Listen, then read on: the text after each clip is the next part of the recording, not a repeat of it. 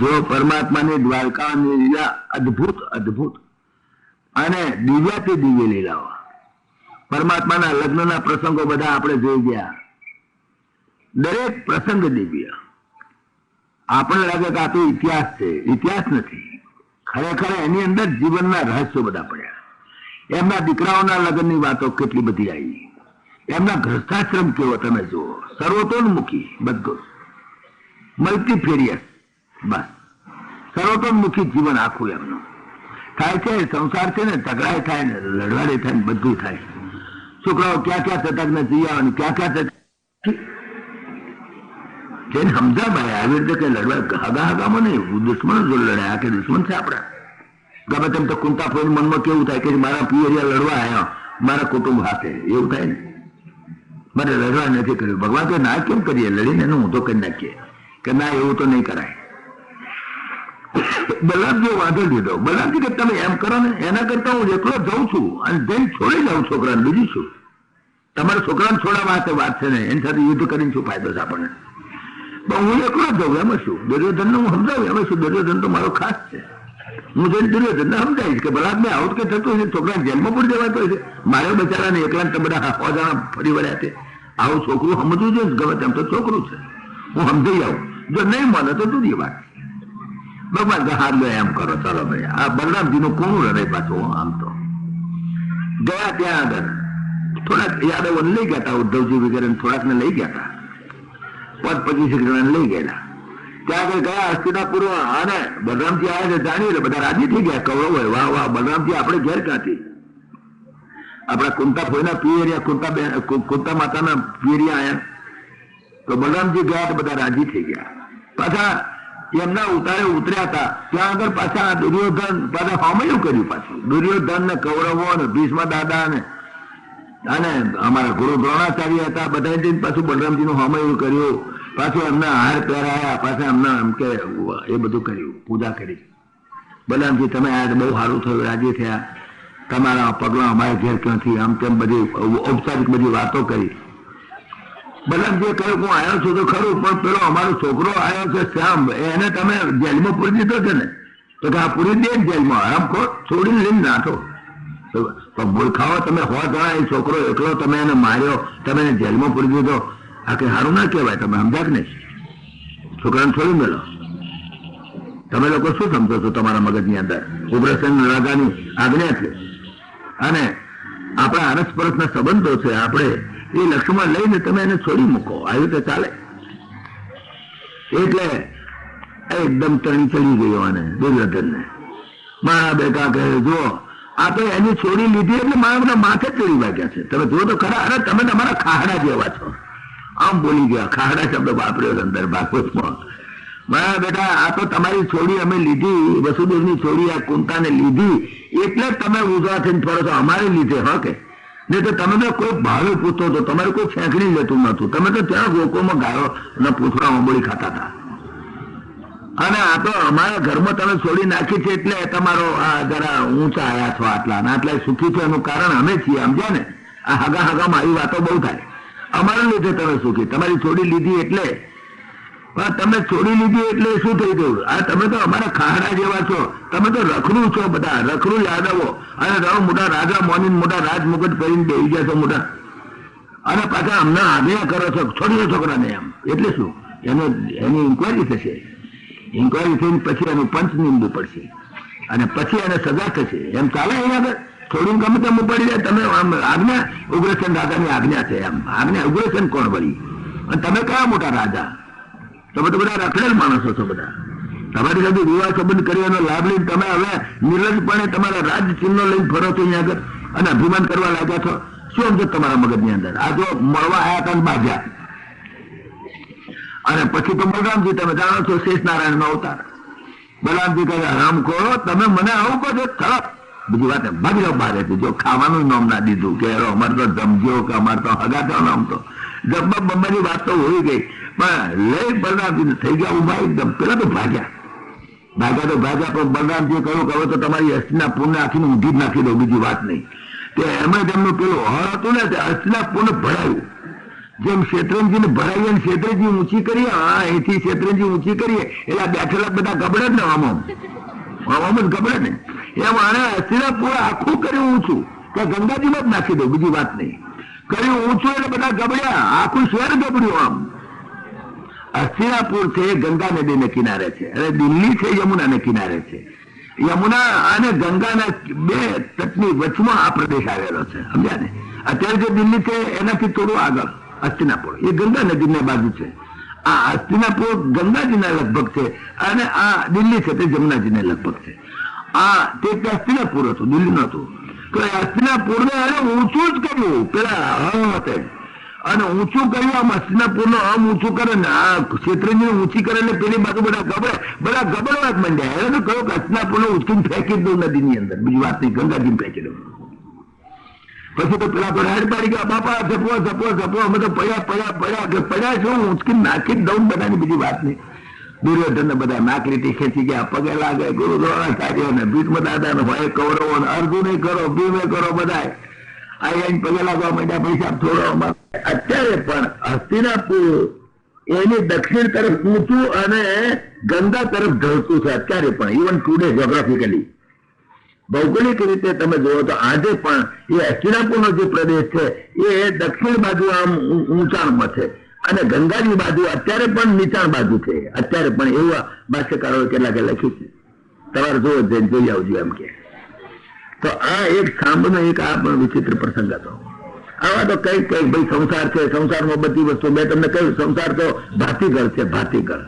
કોઈ ઊંધણ, કોઈ છતાં, કોઈના ઘરમાં તપેલીઓ, કોઈના ઘરમાં તપેલા, કોઈના ઘરમાં આ ઉપાધિ, કોઈના ઘરમાં પેલી ઉપાધિ, પણ ભગવાન બધે પહોંચી વળે. આ પ્રમાણે ભગવાનની બહુ વાતો કરી, અગરના લગ્નની બગનની બધી બહુ વાતો કરી, પણ ભગવાનની એક દિનચર્યા જાણી લો. ભગવાન કેવી રીતે સવારમાં ઉઠે, બેસે, વગેરે એની દિનચર્યા જાણવા જેવી છે. પરમાત્મા ક્યારે ઉઠે, જેમ રામજીની દિનચર્યા આપી છે રામાયણમાં. પ્રાતકાળ ઉઠ કે રઘુનાથા અને માત પિતા ગુરુ ના વહી માતા અને અનુજ સગા સંગ ભોજન કરહી માત પિતા આજ્ઞા અનુસરહી. આ પ્રમાણે એમની પણ દિનચર્યા આપી છે. એવી રીતે અહીંયા આગળ ભગવાન કેવી રીતે ઉઠતા હતા, બેઠા હતા. કેટલા વાગે તમારે ઉઠવાનું? કોઈ માણસ આજ પૂછે ને તમે ઉઠો છો કેટલા વાગે, તમે સુઈ જાઓ છો કેટલા વાગે, તમે ખાઓ છો શું, ઓફિસમાં કેટલા વાગે જાઓ છો, એ દિનચર્યા જાણી લઈએ છીએ. એમ આ દિનચર્યા પરમાત્માની બતાવી છે બહુ સુંદર રીતે. 70મા અધ્યાયની અંદર ભગવાનની દિનચર્યા બતાવે છે. તે પરમાત્માનો ઉઠવાનો ટાઈમ સવારમાં વહેલા બ્રાહ્મી મુહૂર્તમાં 3 વાગે. કુકડો બોલે એટલે એમની પત્નીઓ તો કુકડાને ગાળ્યો દે કે હું આ કુકડા શું કામ તું બોલે છે, અમારે અમને પરમાત્માને હકે હોવા તો જો, તમે અમને હકે હોવા દો. પણ કુકડો બોલે સવારમાં 3 વાગે ત્યાં તો પરમાત્મા જાગી જાય. પરમાત્મા ઉઠી શૌચાદી પરવારી અને પછી પ્રસન્ન ચિત્તે પહેલું તો પોતાના સ્વરૂપનું ધ્યાન કરે. બેઠા બેઠા પોતાનું સ્વરૂપનું ધ્યાન કરી, પોતાનું સ્વરૂપ કહે જે પ્રકૃતિથી પર, જે એક અદ્વિતીય, જે સ્વયં પ્રકાશ, જે ઉપાધિ રહિત, જે નિત્ય, જે સ્વભાવથી અવિદ્યા રહિત, બ્રહ્મ એવી સંજ્ઞા વાળું જે પોતાનું સ્વરૂપ, જે જગતની ઉત્પત્તિ, સ્થિતિ અને લય એનું મૂળ કારણ, સર્વ કારણ કારણાય એવા પરમાત્મા, એ સત્વગુણાદિ, એ શક્તિઓથી જણાવેલા અસ્તિત્વ વાળું એવું જે પરમાત્માનું જે સ્વરૂપ અને એ આનંદ સ્વરૂપ એવું, અને જે એવા સ્વરૂપનું ધ્યાન કરે. બોલો, પરમાત્મા ધ્યાન કરે, ભગવાન શ્રી કૃષ્ણ. પછી સ્નાન કરે, ધ્યાન પછી શૌચાદીથી પરવારી ધ્યાન કરે. ધ્યાન કરે એટલે મેડિટેશન. આપણે મેડિટેશન સવારમાં ઉઠીને કરે છે ને, આખો અડવાઈને ઘણા બે છે, પણ એમ કઈ મજા નહીં આવે. Meditation means attention without tension. જ્યાં સુધી ટેન્શન હોય ત્યાં સુધી એટેન્શન થાય નહીં, અને એટેન્શન નહીં થાય ત્યાં સુધી મેડિટેશન નહીં થાય. મેડિટેશન નો પહેલો સિદ્ધાંત આ. Meditation means attention without tension. આપણે ટેન્શન જ એટલું છે અને મેડિટેશન નો માત્ર બંધ થાય છે જ્યાં સુધી મનમાં ટેન્શન છે. હવે શું થશે, સવારમાં ઉઠતા ને આજે અહીં જવું છે, તઈ જવું છે, ના આજે જલ્દી પરવા જલ્દી ચાલો જલ્દી ધ્યાન કરી લો, 2 મિનિટમાં ધ્યાન કરી લો, ટાઈમ બધું મોડું થશે, ગાડી જાય છે, રિક્ષા જાય છે. એ મેડિટેશન કર્યા બી ના થાય. Meditation means attention without tension. પરમાત્મા બિલકુલ શાંત એવા બેસી અને ધ્યાન કરે.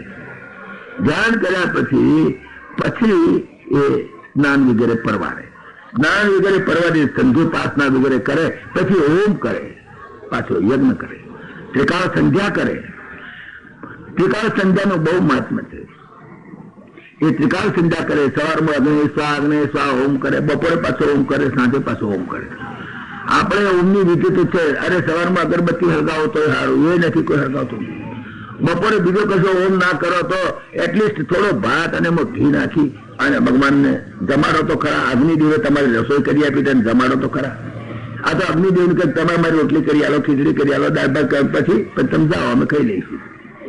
રસોઈ કરી આલે તમે એને ખાતા વગર મોકલો, અગ્નિદેવને જમાડો. અગ્નિદેવ તો પરમાત્માનું મુખ છે, પણ અગ્નિદેવમાં નાખો તો પરમાત્માને મળે. મોંમાં નાખીએ પેટમાં જાય. એમ અગ્નિદેવ પરમાત્માનું મુખ ગણાય છે. તો એની અંદર પેલા તો જમાડતા હતા, આટલો ભાત લઈને થોડું ઘી નાખીને જમાડે. અત્યારે તો એવું કરવા જઈએ તો આ ગેસના બાટલાનું મોઢું બગડી જાય, તો પાછા 10 રૂપિયા બીજી ઉઠે, પાછો એ પાછો રિપેર કરાવવા 10 રૂપિયા આલવા પડે. પણ અને તે ગેસનો બાટલો નથી ગંધ મારે. હવે એમાં તમે શું નાખી શકો, કેવી નાખો? એ ગયો, યજ્ઞનું નામ ગયું. સવારમાં અગ્નિહોત્રી કહેવાય એને, અગ્નિ. તો ઓમ જપ પરવારી પછી દાન વગેરે અર્પણ કરે, પાછા દાન કરવા બેસે. પછી હવાર મોઠીને દાન કરવાનું પાછું. આપણે તો ઉત્તરાયણ દાડ પેલા તલના લાડવાનું દાન કરે છે, બાકી તો 12 મહિનામાં 308 દાડ કઈ દાન બંધ કઈ કરવાનું સમજે જ નહીં. દાન શાનું કરવાનું હોય? દાંતણ કરે દાન કરે. દાન વગેરે અર્પણ કરી અને પછી વસ્ત્રાભૂષણો બરાબર કપડા પહેરે, સરસ મજાના. હા, પાછા આમ પાછા વટમાં પાછા ઇસ્ત્રી ટાઈટ પાછા, હા એવા સુંદર કપડા પહેરે, સરસ થાય. અને પછી રાઈટ એ પરવાર જાય. ત્યાં તો બરાબર 9 વાગ્યાના ટકોરે લગભગ રથ આવીને ઉભો રહી જાય. હા, દારૂ એમનો ડ્રાઈવર એ રથ લાઈને ઉભો રહે. 9ના ટકોરે રેડી હોય, રેડી બરાબર 9ના ટકોરે બેસીને સીધા સભાસ્થાનની અંદર જાય. સભાસ્થાનમાં જાય, ત્યાં આગળ બંદીજનો પહેલા એમની સ્તુતિ કરે. પછી પવિત્ર યશવાળા એવા પ્રાચીન રાજાઓ એમના યશની કથાઓ પાછા બેઠા બેઠા સાંભળે. બીજું શું કહે છે? ઝઘડા તો છે ને કે પંજાબનું કોકડું ગૂંચાયું નથી ને આસામનું ગૂંચાયું નથી. બધા કોકડા હોય તો ઉકેલ નાખવામાં એને વાર નથી. કોકડું ગૂંચાય ખરું, પણ એ બધું રાજસભામાં જઈને પહેલા આ બધું કરે, બધા સત્સંગ કરે, સાંભળે, યશ ગાથા સાંભળે બધા રાજાઓની. અને પછી બસ કાર્યવાહી ચાલે. બરાબર બપોરે 1 વાગ્યા સુધી કાર્યવાહી ચાલે. 9 થી 1 બપોરે પાછા આવીને જમી પરવારી પાછું થોડી વાર આરામ કરે, રૂક્ષ્મણી સાથે પાન પટ્ટી ખાય. પાછા પાન તો જોઈએ જ, એમને હેંચકા ઉપર બેસવાનું પાન તો જોઈએ. હા, પાન બાન જમે પછી આરામ કરે. પાછા સાંજે પછી બીજું બધું તોડીને આઉટસાઇડ બધું એ બધું કરે. બહુ સુંદર બધું આખો એમને બતાવી છે. એક વખત સવારમાં નહીં ધોઈ પરવારીને બરાબર 9ના ટકોરે આવી ગયો દારૂ. બેસી જાઓ મહારાજ, ગાડી તૈયાર છે. રથમાં બેસી ગયા ભગવાન, ગયા સભાસ્થાનમાં જઈને બેઠા ને કાર્યવાહી શરૂ થઈ. એવામાં પટાવાળો આવ્યો. સાહેબ, આ એક માણસ બહાર ઉભો છે ને તમને મળવા માંગે છે. ક્યાંથી આવ્યો છે કે કઈ ખબર નથી, પણ એને ચીઠી મોકલી છે અને મળવા આવ્યો છે. બોલાવો અંદર, બોલાવો. રાજસભા બધી બેઠેલી, બધા ઉદ્ધવજી તો ખાસ પ્રાઇમ મિનિસ્ટર, બધા યાદવો બધા બેઠેલા. અને આ આવ્યો માણસ, લો ભાઈ મળવા માંગે છે, બોલાવો અંદર, બોલાવો. ભાઈ શું છે તકલીફ, બોલો. પેલા માણસે હાથ જોડીને વિનંતી કરી, મહારાજ હું એક આવેદન પત્ર લઈને આવ્યો છું. અહીં આવેદન પત્ર લઈ આવે છે ને, એક આવેદન પત્ર લઈને આવ્યો છું. અને એની અંદર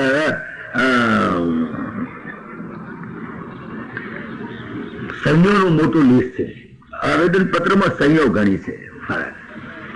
શું વાત કરો છો? એટલું મોટું આવેદન પત્ર લઈને આવ્યા છો? તો કે હા. કોનું છે આવેદન પત્ર? કે મહારાજ જરાસંઘ જે છે ને એને 16,000 રાજાઓને પૂરી દીધા જેલમાં, અને બિચારા જેલમાં સબળે છે. 16,000 રાજાઓની સહી વાળું આવેદન પત્ર લઈને આવ્યો છે. અને એને જરાસંઘે જે રાજાઓ તાબે નહોતા થતા એ લોકોને ગિરિરાજ નામના એક કિલ્લો છે મોટો, એમાં બળાત્કારે કેદ કરી દીધા છે. અને એ રાજાઓનો સંદેશો લઈને આવ્યો છું. અને એમણે વિનંતી કરીને અંદર લખ્યું છે આવેદન પત્ર, મહારાજ ગમે તેમ કરો, આ જરાસંઘ મહાભયંકર થઈ ગયો છે, અમને બહુ દુઃખી કરે છે, માટે અમને છોડાવો આમાંથી. આવું આવેદન પત્ર લઈને આવ્યો છું. જરાસંઘ હવે બહુ મદનમત થઈ ગયો છે. મહારાજ 17 વખત તમે હરાઈને કાઢ્યો, પણ 18મી વખત તમે જ્યાં મથુરાથી નાસી ગયા ને એટલે મારો બધો જોરમાં આવી ગયો. જોઈ લો મેં ભગવાનને ભગાડ્યા કે નહીં. અને જનતા આવી તેમ પાછો મારે છે. જનતા જઈને આવી જ વાતો કરે, મેં ભગવાનને જોવા અને મથુરા છોડાયું છે. છેવટે છોડાયું કે નહીં એમ. આવો મદનમત થઈ ગયો છે અને એનું બળ બહુ વધી ગયું છે. હવે કોઈ મરજી મુજબ ગમે તેને રંજાડ્યા જ કરે છે અને એનો મદ ઉતારી નાખો એવું કરો મહારાજ, અને અમને છોડાવો તો સારું. અમે ઘણા વખતથી પડ્યા છીએ જેલમાં, નથી નાયા નથી ધોયા, અમારી દાઢી મોટી થઈ ગઈ છે અને અમે તો હાવ કંગાલ થઈ ગયા છે મહારાજ, તમે મદદ કરીને છોડાવો તો સારું. આ બિચારો ઉભો ઉભો વાત કરે છે, હજુ તો વાત ચાલુ છે, હજુ તો ભગવાન કઈ વાત પોતે તો બોલ્યા જ નથી, હજુ તો સાંભળ્યા કરે છે. અને એવામાં નાર ટપકી પડ્યા હતા આગળ વચમાં. હવે આપણે અરજી લઈને ઉભા રહીએ સાહેબ, પણ એને એનો કોઈ ભગવાન ઉભો રહે એટલે આપણી વાત તો પડી જ ભાગી, ખરાબ થઈ ગયો. અને જ્યાં નારદજી આવ્યા તો નારદજી આવો તમે ત્યાંથી કેમ પાછા વળી પાછા ક્યાંથી આવ્યા? એટલે પેલો કેમ મારું તો બગડ્યું. આવો હવે આવેદન પત્ર હું રજૂ કરું છું, હજુ તો ભગવાન શું જવાબ આલે છે એ હજુ સાંભળવાનું તો મળ્યું નહીં. અને એવામાં નારદ ક્યાં પડ્યો. ઘણી વખત એવું થાય આપણે ખાસ અરજી મંજૂર કરવા માટે સાહેબ પણ ઉભા આવીએ અને થોડીક વાર સાહેબ બધું વિચાર કરો ના કરો તો એમનો કોઈ ભગવાન બે ચા મગાવો બે.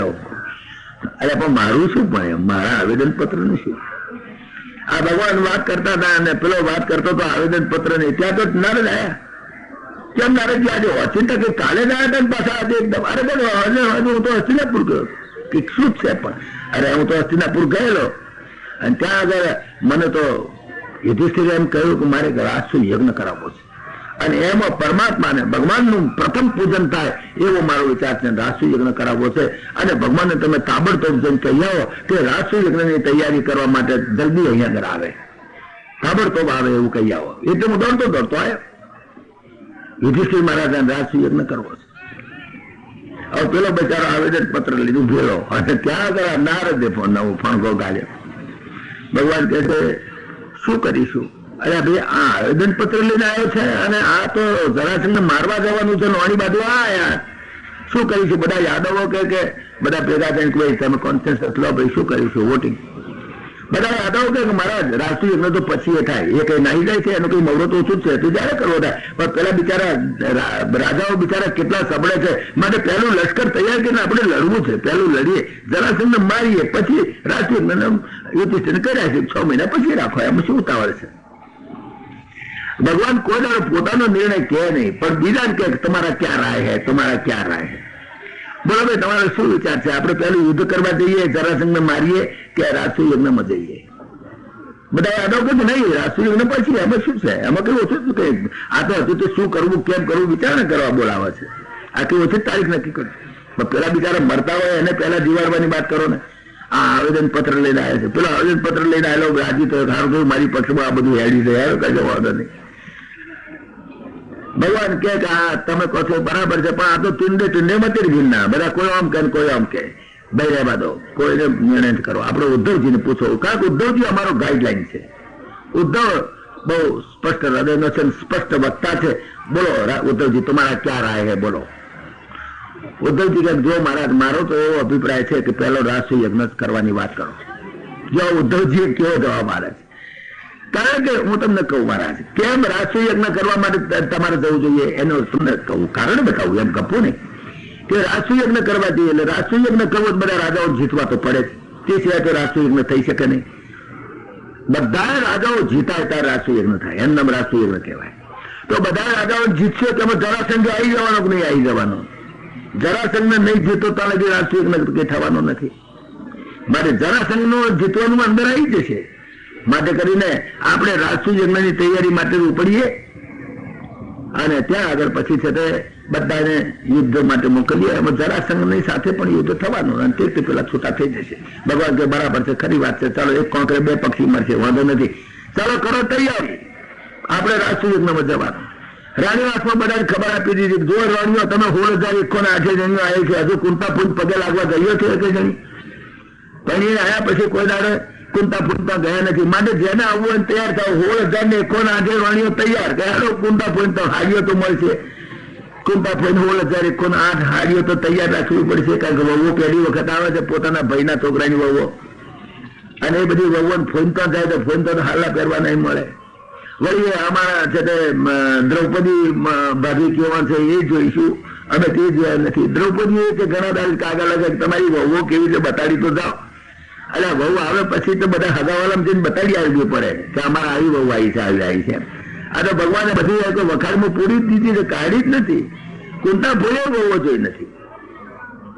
વળી વહુને કહ્યું તૈયાર થઈ જાવ કે હા કે છોકરા તૈયાર 1,00,000 ને 61,000 છોકરા પાછા એની હાથે અને 16,000 એકો ના ડ્રોણીઓ અને ત્યાં રાસુયજ્ઞ એટલે તો મારા બાપરે લાખો ના હિસાબે માણસ પાછા વિચાર કરો રાસુયજ્ઞ ની અંદર અને બધા યાદવો ઘણા યાદવો ઉદ્ધવજી વગેરે બધા તૈયાર બધા તૈયાર ચાલો કે જઈએ એમાં શું છે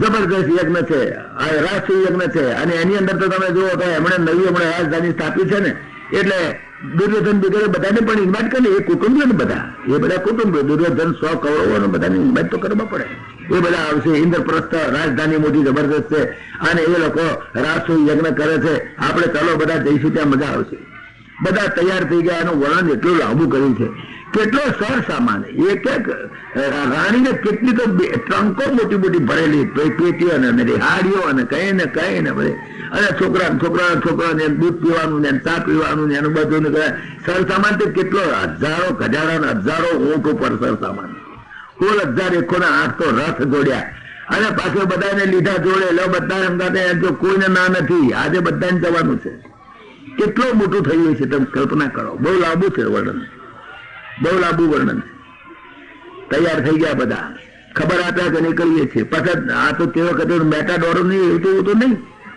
ટ્રેનો નહીં પ્લેન નહીં ચાલતા જાય ત્યાં આગળ અને પડાવ નાખે વળી તારે વળી પડાવ નાખે એમ કરતે બધા ઉપડ્યા કેટલું માણસ તેનો હિસાબ નહીં અને જ્યાં ઇન્દ્રપ્રસ્થમાં યુધિષ્ઠિર મહારાજને ખબર પડી કે ભગવાન આવે છે અને તૈયારી છે લગભગ હવે 25 માઇલ દૂર 20 માઇલ દૂર જ છે બધા અહીં પણ બધા તૈયાર થઈ ગયા એમનું હમયું કરવા હારું ઇન્દ્રપ્રસ્થની આખી પબ્લિક તૈયાર થઈ ગઈ ભગવાન શ્રી કૃષ્ણ અને એમની વહુઓ તો જોઈએ કેટલી નસીબદાર ભગવાનની વહુ થવાની એટલે કેટલું નસીબદાર એ બી એમની વહુઓ જોવાનું મળશે તે બધા ઇન્દ્રપ્રસ્થની અંદર તો શહેરની અંદર મોટું શહેર વસાયેલું મયદાનવે વસાયેલું એટલે એનો તો કઈ હિસાબ નહીં એવું કે એના આગળ ન્યુયોર્ક તો કઈ હિસાબ નહીં ન્યુયોર્ક તો ઘેરવાળો લાગે એના આગળ એના આગળ અને એવું મોટું શહેર અને એની અંદર મોટા પોળા રસ્તા જાય તો અને મોટી મોટી અટારીઓ અને રાજભવન તો મેદાનો બનાવેલું કેવું મેં તમને સીધા કહ્યું હતું ને કે આમ પાણી હોય તો ભોય દેખાય ને ભોય હોય તો પાણી દેખાય આવું ગજબનું બનાવેલું અને પછી આ બધું આવ્યું તળિંગ ધીંગ કરતું લશ્કર અને ત્યાં સામે આ બધા સામે હમયું કરવા માટે ઉભા રહી ગયા બધા એનું હમયું કર્યું એટલા રાજી થયા યુધિષ્ઠિર મહારાજાનો તો રાજ્યનો પાર નહીં ભગવાનને મોટા રથ ઉપર બેહાડ્યા મોટી ઓપન કારમાં કે રથ હોય કાર હોય ગમે તે બેહાડ્યા બધા જોઈ શકે દર્શન કરી શકે એમની જોડે 16,000 રાણીઓ અને પછી લોકો અને બૈરા બધા અટારીઓ ચડીને જોયે ભગવાનના દર્શન કરે એક વહુ સમજો કહો શું રૂપાળી નસીબદાર કેટલી બધી ભગવાનની બહુ થવાનું નસીબ ક્યાં પુણ્ય કર્યા છે કેટલા પુણ્ય કર્યા છે આ બધા બહેરા તંત્ર બહુ વાતો કરે એમ ચાલ્યું બધા આખા રાજમાર્ગ ઉપર ફરવી બધા ઘેર આવ્યા તો કુંતા ફોઈ ઉભેલા બધાનો અવારણો લેવા 16,001 8 બોબોનો અવારણો લેવા મળે એના તો આ હાથના મજાકરા લપકા પડી ગયા બચારીના કેટલાક ટચાકા ફોડે આવેલા ટચાકા કેટલા ફોડે કુંતા ફોઈ અને પેલા દ્રૌપદી આવવાના એ તો તમે જોવો તો એમને તો કઈ એમ કેવી બહુ દ્રૌપદી કાઢો હાડીઓ એક જણીને હાડીઓ એટલે 5,000 ની છે મને લાગે છે એટલી જે ભાવ હોય મને ખબર નથી ભાવની ત્યારે તો નહોતો બધી બહુઓને હાડીઓ પહેરાવા મળ્યા ને અરે ધમાલ એટલી બધી બહુ જ રાજી થયા કુંતા ફોઈને એમ થયું મારા ભાઈના છોકરા આજે પહેલી વાર મારે ઘેર આવ્યા છે શું આલું શું ના આલું ફોઈને બહુ મન થાય હાલવાનું મારા ભાઈના છોકરા કોઈ દાડો 8 હોની લઈ ગયા છે મારી પાસેથી તો આજે હાલવાનો અવસર મળ્યો છે તો કેટલું હાલવા મળ્યા ખૂબ હાલ્યું આ પ્રમાણે થયું જમ્યા અમને કેટલી બધી વ્યવસ્થા જમવાની બધું મારા ભાઈ થાળે પડ્યું 2-3 દાડા 4 દાડા થયા એમ થાળે પડવામાં 4 દાડા થઈ ગયા 5 દાડા થયા પછી એક દાડો યુધિષ્ઠિર મહારાજા એમની રાજસભામાં બેઠેલા ત્યાં ભગવાન શ્રી કૃષ્ણ બેઠા બધી કઈ બોલો ભાઈ શું કરીશું હવે આપણે કેવી રીતે રાષ્ટ્રીય યજ્ઞ કરવો એનું પ્લાનિંગ કરવું પડે ને આ તો કેટલી કંકોત્રીઓ લખી કેટલા બ્રાહ્મણોને બોલાવા કેટલા ઋતુજોને બોલાવા યજ્ઞ કે ઓર્ડિનરી યજ્ઞ છે બધા આખી દુનિયાના સંતો મહાત્માઓ બ્રાહ્મણો બધા આવે બધા ઋતુજો જો હું કૃષ્ણ છું તો ઓળખો તારો જમાઈ ખરો કંસ એનો ભણ્યો તારા જમીન મેં મારેલો. સમજણ પડી? મને ઓળખી ગયો હતું. આ છે અર્જુન. એની ઓળખાણ પડી ને, પાંડુ રાજાના દીકરો પાંડવો. આ અર્જુન છે. આ બ્રાહ્મણ નહીં, હું બ્રાહ્મણ નહીં, આ બધા ક્ષત્રિયો છે. આ અર્જુન છે અને આ પેલો બેઠો છે ભીમ. સમજો ને? આ બે હવે ઓળખાણ પડી. રામ ખોરો બ્રાહ્મણ થઈને આવ્યા હતા, વચન લીધું ગદા યુદ્ધ કરવું છે, મેં આ પાડી અને ફરી ગયા. હવે બ્રાહ્મણ માંથી આવાજ પહેલેથી કેમ હતું? પહેલેથી બ્રાહ્મણ તરીકે વચન લીધા પછી ત્યાં અમને વચન આપ્યું છે ગદા યુદ્ધનું અને કોમ્બેટનું. માટે હવે તમારે ગદા યુદ્ધ કરવું પડશે અમારી સાથે. રાજા એ પણ ગદા યુદ્ધનો એક્સપર્ટ હતો, એક્સપર્ટ. જરાસંઘ કે કોલ રાઈટ, ચાલો હેડો આવી જાઓ ગદા યુદ્ધ ને. સારું બોલો. જો કૃષ્ણ, હું તને કહી દઉં, તું તો લુચ્ચામાં લુચ્ચો છું. ભાગવતમાં લખેલું કહું છું, અમારા બાપુના વખાણ લખ્યા છે. લુચ્ચો છું એક. બીજું, તું વૈશ્ય છું, બ્રાહ્મણ છું કે ક્ષત્રિય છું, એ જ ઠેકાણું નથી પડતું તારું. ત્રીજું, તું ફક્ત છોકરીઓ ભેગું રમનારો છો, બીજું કઈ નથી. મને ખબર છે તે દાડો આવ્યો તો તું નાસી ગયો હતો. ખબર છે ને? મથુરો હું આવ્યો હતો ત્યારે તું નાસી ગયો હતો. તારે ખોળ્યો પણ તું જડ્યો નહોતો. પ્રવર્ષણ પર્વત આખો હળગાઈ મેળ્યો પણ બેટા ક્યારે નાહી ગયો ખબર નહીં. માટે તારી ઉપર વિશ્વાસ નહીં, હું તારી જોડે નહીં લડું. ખાનદાન જોઈએ, સામે ઉભો રહે, લડ બરાબર તો કરું, પણ તારી પર વિશ્વાસ નહીં. માટે હું તારી જોડે તો લડું જ નહીં. તાર આગું કહીશ. બાપુના વખાણ કર્યા છે ભાગવતની અંદર, 107 શ્લોકોની અંદર. જરાસંઘે એવી ચોપડાઈ છે, એવી ચોપડાઈ છે બરાબર નહીં. ભગવાન સાંભળી રહ્યા હતા પણ બધું બોલે નહીં, કશું નહીં. સોને મને ગાળ્યો દેતો એમ શું? તું તો બે બાપનો શું કે છે? તું તો ઘડીકમાં નંદ બાબાના બાપા કહે છે ને ઘડીકમાં વસુદેવજી બાપા કહે છે. બે બાપનો જો લડે કોણ? અને તું ક્ષત્રિય જ ક્યાં છું? તું કઈ જાતનો છું? કઈ ખબર જ પડશે આમ તેમ. ખૂબ આવ્યા છે બાપુના વખાણ કર્યા. કાચા છે બાપુ બોલે એવા નહીં હો. બાપુને તો દાન જ છે, ગમે તેમાં કોટ ગમે તે માસલામાં આવશે દોડો તો વાંધો નહીં. હવે અર્જુન રહ્યો. અર્જુન મારાથી ઉંમરમાં નાનો છે, માટે એની ઉંમરથી નાનો હોય તેની સાથે પણ લડતો હતો. એને ખબર નથી કે એનો હરો ઉંમરથી નાના હતા તો ચાણુક મુસ્તિક સાથે લડાયા હતા. પણ છતાં આ ખાનદાન માણસ, એને કહ્યું નહીં મારે અર્જુન સાથે ના લડાય. ભીમ છે બરાબર, મારી સાથે બરાબરીઓ છે, ભીમ સાથે હું લડીશ. તો કે હા ભીમ હાથે, અમારે ગમે તેની હાથે, અમારે એવું કશું નથી. અમારા ભલે તમારે જેમ હોય ભીમ સાથે લડો. હા ભીમ ને કહે ચાલ, આ મારા મહેલની અંદર બાઈ ગદાઓ છે, આટલી બધી ગદાઓ લેતો હોય ઘેરથી તક ના. મૂર્ખા શું આવ્યો છે? અજમત કરવા અસ્ત્રો લીધા વગર આવ્યો છે. અમારે ગામડામાં ઘણી બધી ઉભો ને ગામડામાં જઈએ ને ગણજાને બોલાવીએ ને તો આવે. હવે ગામડા નાનું ગામડું હોય, હવે એની અંદર ગણિત એક જ હોય. હવે એને બોલાવીએ, હેડો એક દાડો તો હેડો હાથ હલાવતો હલાવતો આવ્યો. મેં કહ્યું ભાઈ તમે અજમત કરવા તમને બોલાયા છે ને તમે તો હાથ હલાવતા ફાળીઓ પહેરીને આવ્યા છો, અજમત કરવા બોલાયા છો. તો કે તમે તમારી મેં બેહો ને. મેં પણ ક્યાં બેહતા તું કશું લાવ્યો નથી, પેટી લાવ્યો નથી, અંદર અસ્ત્રો કઈ લાવ્યો? અરે તમે તમારી મેરે બેહો ને, તમારે કોમ હાથે કોમ છે ને, અજામત કરાવી છે ને. મેં કહા કરાવી છે અજામત, પણ તું લાવ્યો છો કઈ સાધન? કે સાધન તો શું તમે બેહો ને, તમે તારી મેરે તમારી અજામત ના કહું કે છે એમ કઈ મને હોમો બેહાડ્યો. એની પાસે કશું દેખાય નહીં, મેં બેહાડ્યો. બેઠો પછી ફાળિયામાંથી અસ્ત્રો કાઢ્યો. ફાળિયામાં અસ્ત્રો કાઢી કઈ વાડકીમાં પાણી લાવો, એટલે વાડકીમાં પાણી લાવે. ઘરમાં હાબુનું સપોતરું હોય તો લાવો. અરે હાબુ લેતો આવ્યો નથી. સારું થયું તાકડે ભાઈ હતું સપોતરું, નહીં તો કઈ હાબુ વગેરે ચાલશે, અમારે કઈ વાંધો નહીં. મેં તો તારે બધા વગર કે પાણી વગેરે ચાલે. અમારે શું કે છે પાણી ના હોય તો ગામડા લોકોને કશું નહીં. પાણી ના હોય તો એના ગાલ ઉપર હાથ શું કરીએ એટલે એનું પાણીની જરૂર. આ મૂર્ખો ગયો કે તો પેલા ગદા લેતો આવ્યો છો કે નહીં? ગદા નથી. સારું, એની પાસે 1000 ગદાઓ હતી. 1000 ગદાઓ. આમાંથી પસંદ કર. કાલથી એમ ના કહેતો મને ભાગલી તૂટલી આલી. હારા મારી ગદા પસંદ કરી લેતું. ચાલ હું ગદા આપું છું તને. બોલો આટલો ખાનદાન માણસ, હા મેં ગદા આપી. તારે પસંદ આવે તારી, પછી તું લઉં, તું પસંદ કરું પછી હું લઉં. પેલા તને પસંદગી. ચાલ દોસ્ત.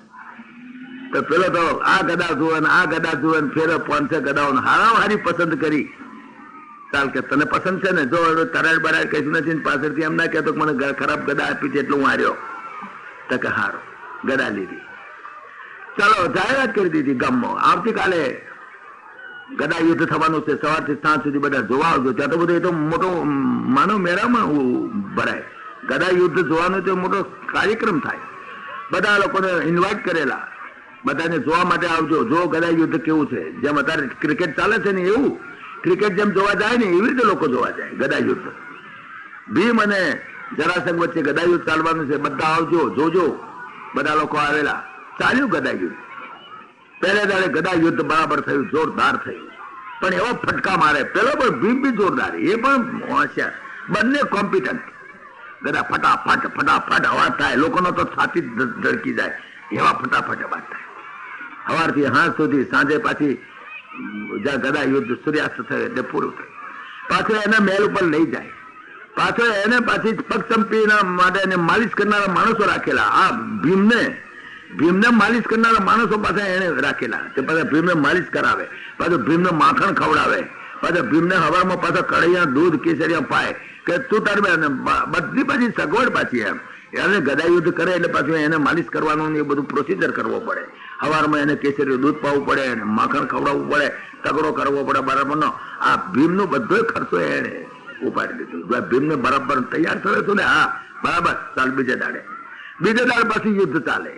હાજે પાછું, અને બધી ખિદમત એની કરવાની, પાછી ભીમની બધી સગવડ આલવાની, એને બધું નોકર ચાકરો બધા એની સેવામાં હાજર. એમને તું તાર મેં લડવા આવજે ને જા તાર ક્યાં જતો રહેજે, એવું નહીં. આ પ્રમાણે યુદ્ધ ચાલ્યું બરાબર. તમે જો કેટલા દાડા ચાલ્યું ખબર છે? 28 દાડા ચાલ્યું. 28 દિવસ સુધી યુદ્ધ ચાલ્યું. દ્વંદ્વ યુદ્ધ એટલું જબરદસ્ત ચાલ્યું. રાતે ભીમની ખિદમત કરે, પાછો દાડે યુદ્ધ કરે. 27 દિવસ સુધી ચાલ્યું. આખો દાડો, રાતે નહીં પણ દાડે આખો દાડો યુદ્ધ ચાલે. આ પ્રમાણે યુદ્ધ ચાલ્યું. 27 દાડા થતા મોટો બાપરે, અરે 15-20 દાડા થતા મોટો ભીમસેન લગભગ અડધો ખોખરો થઈ ગયેલો. ખોખરાનો હાડકો ખોખરા કરી નાખેલા. અને 27 દાડા તો કોણ જાણ જીરવી શકે, પણ 27 દાડે તો રાતે આવીને ભગવાન પણ રોઈ પડ્યો કે મા બાપ મરી ગયો, ભાઈ સાહેબ તમે તો મારો મને ગરદાટી નાખ્યો, આ તમે મને ક્યાં બજાડ્યો આની હાથે, તમે નહીં પેલો અર્જુન નહીં મને ક્યાં પહોંચે ચડાવ્યો છે, મને મરી ગયો ભાઈ સાહેબ, મારે તો હાડકા દુખે. હવે તો માલિશ કરે છે, માલિશ કરનારો અડે છે તો જ દુખાવો થાય છે મને તો. હવે તો આડા રહેવાતું નથી ભાઈ સાહેબ, હું કઈ પાલ લાવો. ભગવાનના મનમાં કે હજુ તને ખોખરો કરવા જેવો છે, તને બહુ બીજા તારા મગજમાં તને ફોંકવા તો મારો ઉતારવો જ છે. ના ભાઈ સાહેબ હવે માફ કરો ભાઈ સાહેબ, હવે સહન થતું નથી. કાલે તો મને લાગે છે મને એક ફટકો પડી છે મરી જઈશું. કઈ એમ ચાલતું હોય છે મૂર્ખાઈ આગળ. તું કહેતો હતો ને ગદા યુદ્ધમાં હું તો પહેલવાન છું, તો આમ છું તેમ છું. જો અહીંયા આગળ પહેલવાનના બાપા પડ્યા છે, શેરને માથે હવાય છે. પેલો કે ના ભાઈ સાહેબ રો કકડ્યો, હારું ચાલ કાલે હું તારો રસ્તો કાઢીશ. જો આ તને કહી દઉં, આ જરાસંઘની થોડી હિસ્ટ્રી તને કહું એટલે તને ખ્યાલ આવી જશે. આ જરાસંઘ જયારે જન્મ્યો ને ત્યારે 2 ફડતાડીઓ જન્મેલો. ફડતાડ્યું આખું, એક ફડતાડ્યું, એક કોણી કોળા, એક કોણી કોળા, એક હાથેણી કોળા, એક હાથેણી કોળા, આ અહીંથી સીધો. હવે જરાસંઘ આવી રીતે ફડતાડ્યું જન્મ્યો એટલે એની માએ મહેલમાં પાછલી બાજુ થઈને નાખી દેતા 2 ફડતાડીઓ. આવો છોકરો કે શું કરે, ફડતાડ્યું થઈને જન્મ્યો. પણ જરા નામની એક રાક્ષસી હતી, એને એ 2 ફડતાડિયા જોયા એટલે એને કાંકામાં લગાયા છે. ગમે તે ખબર નથી, સર્જરી તે દાડાની કેવી છે ભગવાન જાણે. એ જરા નામની કોઈ રાક્ષસી છે, કોઈ કઈ MBBS થયેલી, કોઈ હશે કોઈ કેવી પાસ થયેલી કે ગમે તે હોય, પણ એને હોંધી દીધો એટલે જરાસંઘ એનું નામ પડ્યું. અને હોંધી દીધો પછી બહુ રૂપાળો જોરદાર દેખાવા માંડ્યો. એટલે એની માને આપ્યો કે આ તમારો છોકરો તમારે જોઈતો હતો, આ લાઈન ભાઈ બહુ સારો હતો, લઈ દીધો ને ફેંકી દીધો, લઈ દીધો. જેમ આપણે દાંતણની ચીરી કઈ ફેંકી દઈએ ને પછી એવું કોક દાળ પછી જરૂર પડે ત્યાર પછી ચીરી ધોઈને કોમો લઈએ, એવું ઘણા કરે છે. લઈ લીધો. આ જરાસંઘ બહુ જોરદાર, મરે જ નહીં, એટલો જ જોરદાર, ગમે તેના ફટકા મારો મરે જ નહીં, હાથી ફિટ કરી દીધેલો, મરે નહીં. તો ભગવાને કહ્યું કે આ જરાસંઘ નું આવું છે, માટે એને જો મારવો હોય ને તો આમ તો હાડકાથી તો નહીં મરે, પણ એને તો ઉતરી નાખું તો ઉતરી જાય. એવો આખો આ રૂગડું બખ્યો માર્યો ને પછી ઉતરી જાય. બખ્યો મારે, બખ્યો કે શું કે બખ્યો મારે પછી ઉકળી જાય. મારે તું એક કામ કરજે, એને જરા છે દગો કરવો પડશે તારે. હું પણ હા એને એવી રીતે ગદા મારજે કે એના ટોંકા આગળ વાગે ને તોથી પછી ચીરી જ નાખજે ઉભો ને ઉભો, તો ફટ ચીરી જશે. તોથી કાંઈક જો એનો હોંધો હોય તો તૂટી જશે. પેલો કે બહુ સારું ભાઈ સાહેબ. બીજા દાડે ચાલી યુદ્ધ 28મો દાડો બરાબરના ફટકા બાજી ધડાધડ સાંભળી. પેલો ફટકા મારે ને એવા મારે પેલો તો જીવ અદ્ધર થઈ જાય. એ ભૂલી જ ગયો કે હા અને કેવી રીતે મરે. ભગવાને સમજાયેલું આગલે દાડ પણ તો જીવ જ અમો કે મરશે, હમણાં મરશે. અને એવામાં પછી કાયો થયો બરાબરનો. ભગવાને કહ્યું કે આ મૂર્ખો ભૂલી ગયો, મેં એને કહ્યું હતું. ભગવાને એક હળી લીધી, હળી લઈને જેમ દાંતણની ચીરી ચીરે એમ ચીરીને બતાડી કે મૂર્ખા સમજો હમ. પેલાને યાદ આવી ગયો, એ ફટકો જો કે નિયમની વિરુદ્ધ બિચારાને હો, ખરેખર ગદા યુદ્ધના નિયમની વિરુદ્ધ હતું, છતાં પણ જરાસંઘને એને ફટકો એવી રીતે માર્યો એના ટોંકાની અંદર અને જાલીને આમ ઉભો કરીને ચીરી નાખ્યો ને મરી ગયો. તેની સાથે તાળીઓના ગડગડાટ, બસ જબરદસ્ત થઈ ગયો. ભગવાન શ્રી કૃષ્ણે કઈ શાબાશ દોસ્તો જીતી ગયો. ખરેખર તો દગો કરીને જીત્યો. પછી તો જરાસંઘ મરી ગયો, જાહેર થઈ ગયું. પછી તો એનો દીકરો હતો સહદેવ, એના દીકરાનું નામે સહદેવ હતું પાછું. એ સહદેવ ને રાજગાદી આપી. સહદેવ ને કહ્યું તું હવે રાજગાદી, અમારે રાજ તો જોઈતું નથી, તું તમે રાજા થઈ જા. પણ પેલા રાજાઓને ક્યાં પૂર્યા છે? બધા રાજાઓને ખોળી કાઢ્યા. એ બધા રાજાઓને પૂરેલા એ બધાને આપ્યા, બોલાવીને કહ્યું કે જુઓ ભાઈ, તમને બધા છૂટા છો આજથી. તમારી દાડીઓ વધી ગઈ છે, કોંજાને બેહાડી દીધા, 16,000 કોંજા. બે જાઓ, બધાની દાડીઓ મૂડી નાખો. બધાને નવડાયા, તપેલા ભરીને પાણીના હારા, અને પછી સુગંધીદાર તેલ મર્દન કર્યું. બિચારા કેટલા વખતના, કેટલા વર્ષથી એમને એમ નાયા વગરના પડેલા, દાંતણ કર્યા વગરના પડેલા, દાડીઓ વળી ગઈ. એ બધા લગભગ અઠવાડિયું તો એમને એવું કરવામાં ગયેલું, 4-5 દાડા. બધાને ત્યાં રાજાઓ એમનો ખૂબ વખાણ કર્યા, ભગવાનના પૂજા કરી. મહારાજ અમને છૂટા કર્યા, જાઓ હોના દેશની અંદર જાઓ. આ 16,000 રાજાઓ એના પક્ષના જ થઈ ગયા ને. રાજસૂય યજ્ઞની અંદર આ બધા પાછા આવ્યા હતા, પેટો લઈ લઈને, કારણ કે એમને તો છોડાયા ને. બિચારા કેટલા દાડે ઘર ભેગા થયા. કેવી રીતે એક કાર્યની અંદર કેટલા માણસોને પક્ષમાં લઈ શકે છે આ પરમાત્માની શક્તિ તમે જુઓ. એટલા બધા રાજાઓ તો પછી એમના એ થઈ ગયા દેવાડા. આ પ્રમાણે થયું. ભગવાન જરાસંઘને મારીને ઘેર આવ્યા. યુધિષ્ઠિર મહારાજ બહુ રાજી થયા, બહુ સારું થયું ભાઈ સાહેબ. હવે રાજસૂયની તૈયારી કરવાની. રાજસૂયની તૈયારી કરવાની શું કરવાનું? અરે એ તો કયું રહોડું એટલે કે નાનું રહોડું, કેટલા માણસો, લાખોના હિસાબે માણસો જમનારા હોય. ભાઈ બધી કમિટી નીમવી પડે. રિસેપ્શન કમિટીના ચેરમેન, તમે રસોડા કમિટીના